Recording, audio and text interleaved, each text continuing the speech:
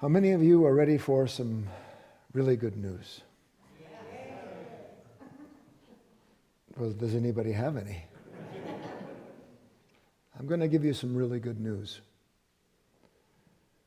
In fact, I'm going to tell you something that I promise you, if you understand it, you will never meet an unwanted moment again in the same way as long as you live. Meaning, you'll never be thrown down, buried, pushed around, punished, the way that unwanted events now bring up these dark and troublesome emotions and use them against you. Now, the really good news we have to start with by understanding our actual experience. And just so that we bring all of you into what we're talking about, how many of you are fairly well stressed?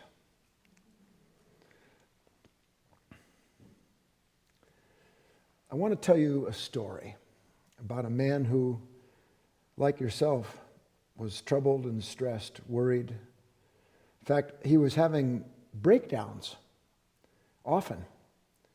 And just for the sake of making everything very clear like I like it, a breakdown means any moment in which you or I give away our natural right to be self-ruling. A breakdown is any moment in which some fear or anger or a worry or a doubt, a depression, some form of self-pity carries you away. That's a breakdown. It's a breakdown between what is possible for you as a human being and what is taking place that is stealing from you that possibility, which is what we're going to talk about. So a man went to see his doctor, a family doctor, a wise old doctor. And he said to him, "I've put this off, but I've been having breakdowns. More and more, my stress reaches a certain point at work, even on family outings, the family barbecue." He said, if you can believe it, he said, I exploded because somebody put the wrong barbecue sauce on my chicken. I'm losing it, doctor, and I don't understand what is happening to me. I know, even though my mind gives me all kinds of reasons why I am like I am, I know I'm not supposed to be like this. Can you help me?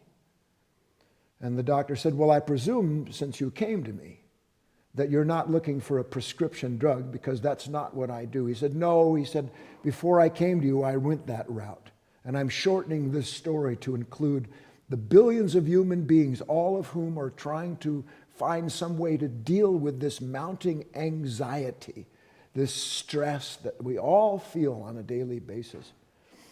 Doctor said, well, let me run some tests just to make sure that there's nothing wrong with you organically. And then he said, we'll get back very quickly. I think I know what's going on. And the man said, I can't tell you how much I'd appreciate it if you were able to work this out. Tell me what I need to know. And best of all, what I can do to make myself better. Doctor said, don't worry. He said, let me ask you some questions. And the doctor went through a series of questions that helped illuminate for him things about the man's relationship. He did the organic work, the blood work that was necessary. And 1 week later, he called the man back into his office. And the man was the son, incidentally, of someone that the doctor had treated his father. It was generational. The doctor represents the kind of wisdom that we need, the kind of wisdom that will be represented in this talk to you. Doctor said, well, I figured it out. I know what's wrong with you. Oh, God, what a relief, Doc. What is it? He said, you have a bad case of the AUDIOBOOKS. You ever have a bad case of the AUDIOBOOKS?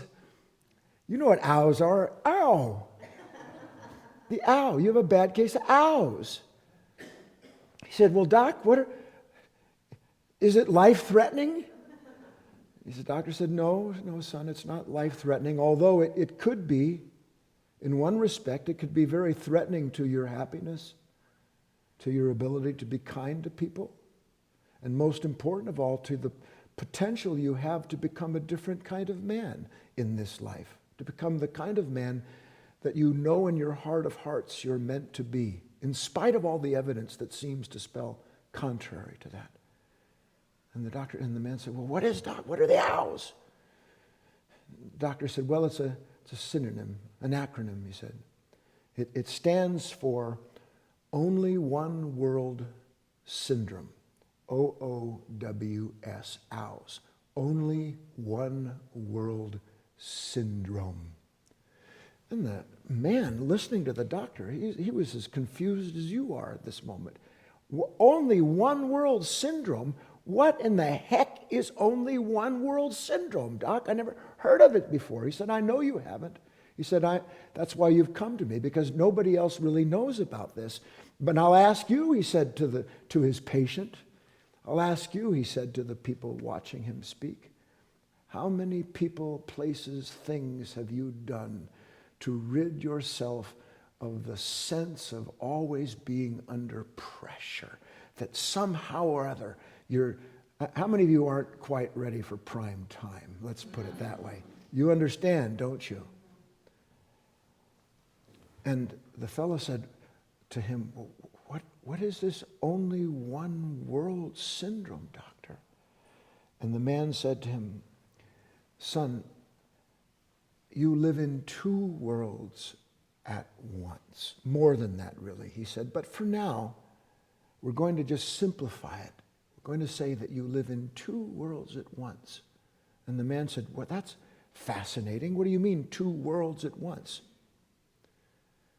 And now I'm going to break into my own talk because I want to read to you a key lesson. Key lesson is something that I write before I give any talk because it summarizes the whole idea. And this is the key lesson.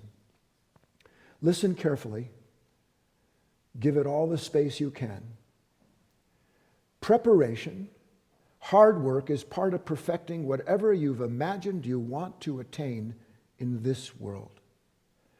But there is a world beyond anything we can imagine. It is an intelligent presence, a place of powers and principles whose self-obliterating touch can no more be prepared for than can a mountain pine prepare for a lightning bolt or a newly opened spring flower for its first taste of the morning sun. Listen, here is the secret that if you understand it, I promise you will change the way in which you meet life. Are you ready for it? You can't be ready for real life. You can't be ready for real life. My God, you should go, oh, what a relief. Thanks, Doc. You're always trying to be ready. Now, in the world, preparation, that's why I read the key lesson. Sure, in the world, I've got a business. I'm going to prepare my notes. I'm going to understand what I need to do so that I have more capital than expenditures. I'm going to watch production. I'm an artist. I'm going to make sure I have the material so that when I imagine something and I can create it, I'll be able to produce what I see. This is the world of achievement and attainment in this world. In this world where part of our potential is that we are creators in this world. We can create in this world. We can do marvelous things with our mind, with our imagination. It's a gift. But that world is not the only world in which you live. You live also in a world beyond anything you can ever imagine. You live in a world that is never not touching you. But its touch can be as gentle as the sunlight on a new flower that tastes the light for the first time, or it can be a lightning bolt that shatters the mountain pine. And you can't be ready for it because you can't know it before it comes to you. The other world, the part that makes up the both worlds so that one doesn't suffer from only one world syndrome. Look, only one world syndrome means, and how many of you can attest to this? I had a plan. I had a dream. I had an anticipation, an expectation. I was going to do this. I was this in my own mind, in my own eyes. I saw myself succeeding like this or the other. In my mind, I saw you always treating me with respect. And then you go to work, you go someplace, something happens, and out of the clear blue sky, either a lightning bolt or the touch of the light. But because all you can meet life through is what you have imagined you have to have in order to be you as you've imagined. When that bolt from the blue comes, when that person's comment strikes home, when the news on 6 o'clock television starts talking about something that's taken away a dream of yours for 1,000 years, in such moments, you meet those moments instead of understanding that they have come to you from another world. Those moments have come to you literally from another world, not to ruin the world you're in, but to change the way in which you live as a human being. So that you can start for yourself to see in the moment when it takes place that, you know what, look, I did the best I could. I intended to be the most kind, the most generous, the most forthright man or woman I could possibly be. And then out of the clear blue sky, all my preparation, all my intention shattered. Shattered. And what happens, you tell me, in those moments where the lightning bolts from out of the blue come and shatter your creation? And you know the answer. Not only do we get angry and frightened and worried, but in the same moment, without understanding that we live in two worlds, we reject the invitation to be made into something new, to be shown something completely different about ourselves that we would never know, never be able to see were it not for that moment. And in the summary rejection of the touch of that other world, we return into this busy bee mind and start to figure out how to create one more time that which will be ours and unassailable. And so that in case it's not clear, then that human being lives in only one world, and he or she is locked out of creation. Locked out of creation. This is why humanity suffers as it does. Why you and I have the angst and the worries and the fears that we do. Because we are living in one world, the world of the Creator. I agree it's ours. We can manifest what we will.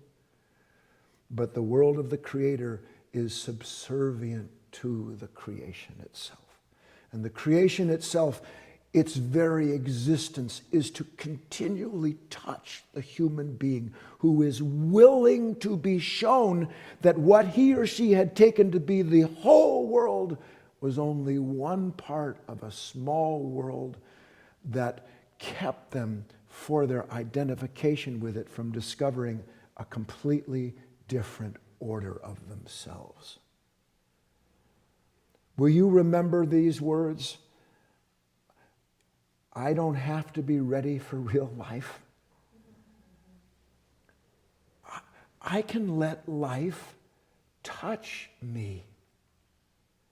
I can let the other world reveal me to me, and in doing so bring me into a participatory role in a level of reality beyond anything I can imagine, and therein I will find all that I've been looking for.